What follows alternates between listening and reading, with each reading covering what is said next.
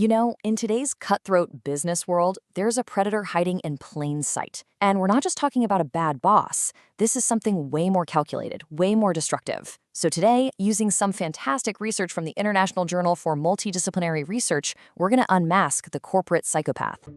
Okay, think about this for a second. Picture that one person at your job, the real rising star. They're charming, they're ambitious, and they always seem to get the job done. I mean, they look like the perfect employee, right? The future of the company. But what if all that shine is just hiding something much darker? And that's their whole profile, isn't it? They know exactly what to say, who to say it to. They just fly up that corporate ladder, and it seems like emotions or even loyalty, well, that stuff never gets in their way. On the surface, you think, wow, that is a recipe for success. So let's start right there. Let's try to peek behind that mask. What really makes this perfect colleague tick? Because, figuring out what we're looking at is the absolute first step to understanding the danger they pose.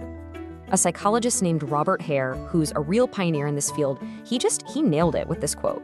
He didn't describe psychopaths as some kind of movie monster. No, he called them social predators. And this just perfectly captures how they operate. They don't use force, they use charm. They use manipulation. And the damage they leave in their wake, it's just immense.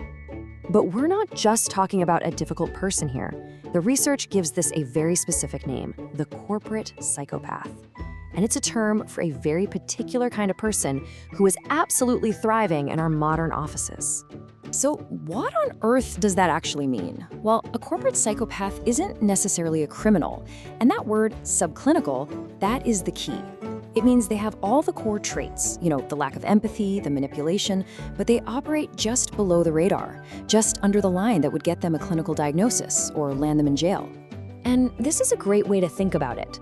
Imagine psychopathy is a spectrum. On one end, you've got your violent criminals, but way over on the other end, you have these so-called successful psychopaths. And they figured out how to use their traits to win inside the rules of the corporate game. They're getting promotions, not prison sentences. And, this isn't some brand new idea. It's been building in psychology for decades. I mean, way back in 1941, Hervey Cleckley wrote about people who wear a mask of sanity. Then in the 70s, Robert Hare created the tools to actually measure it. And finally, a book called Snakes in Suits really made the business world sit up and pay attention. So how do they do it?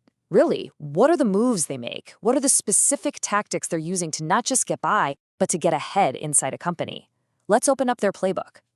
The whole foundation of their strategy comes from these core traits, the ones identified in Hare's famous checklist. Think of things like superficial charm, a huge sense of self-worth, a complete and total lack of remorse or guilt, and being a pathological liar. These aren't just, character flaws. For them, they are tools they use every single day. And they use these tools with a just ruthlessly effective three-pronged strategy.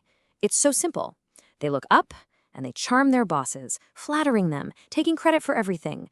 They look sideways, and they manipulate their coworkers, turning them against each other, stealing their ideas.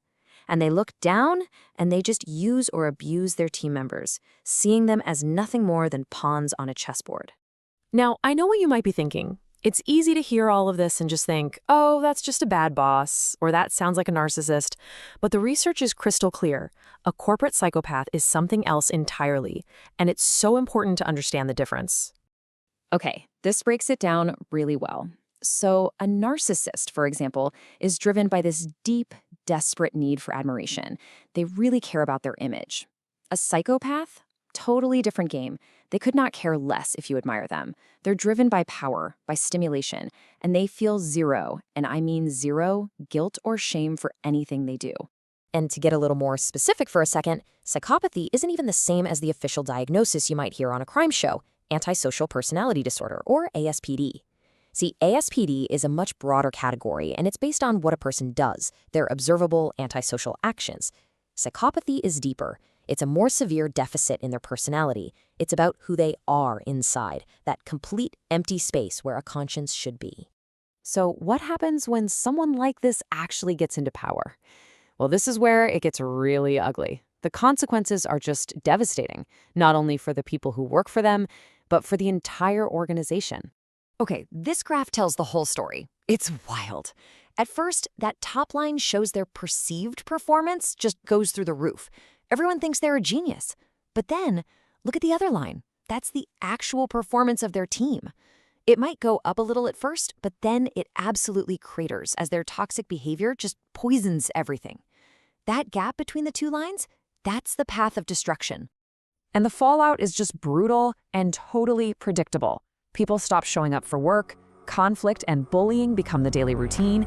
In fact, the research shows that most people will quit within 2 years of a corporate psychopath taking over.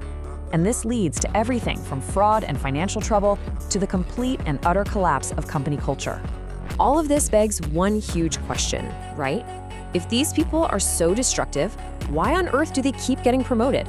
Well, the unsettling answer is that our modern corporate systems often mistake their predatory traits for leadership. The modern workplace has basically created a perfect storm for them. Think about it.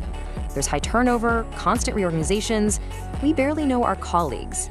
Hiring processes focus way too much on how charming someone is in a 30-minute interview. In industries built on power and money, like finance, well, that's like a magnet for them. They absolutely thrive in chaos. Okay, get this. In the general population, studies estimate that about 1% of people are psychopaths. Just 1%. But in senior management, that number jumps to 3.5%. More than triple the rate. I mean, just let that sink in for a second. And this chart just lays it out, plain as day. Look at that difference. We are promoting these individuals into leadership at a rate that is way, way higher than you'd expect. The system isn't just letting them slip through the cracks. In a way, it's actively selecting for them. So if you take one thing away from this whole explainer, let it be this. We see their ruthlessness, and we call it being decisive. We see their manipulation, and we call it being influential. We see their complete lack of emotion, and we praise their steady nerve. We are mistaking predatory behavior for leadership potential. And that leaves us with one last, kind of chilling question to think about. When we build our companies and design our career ladders, are we really creating engines of innovation and progress? Or have we unintentionally built the perfect incubators for psychopaths?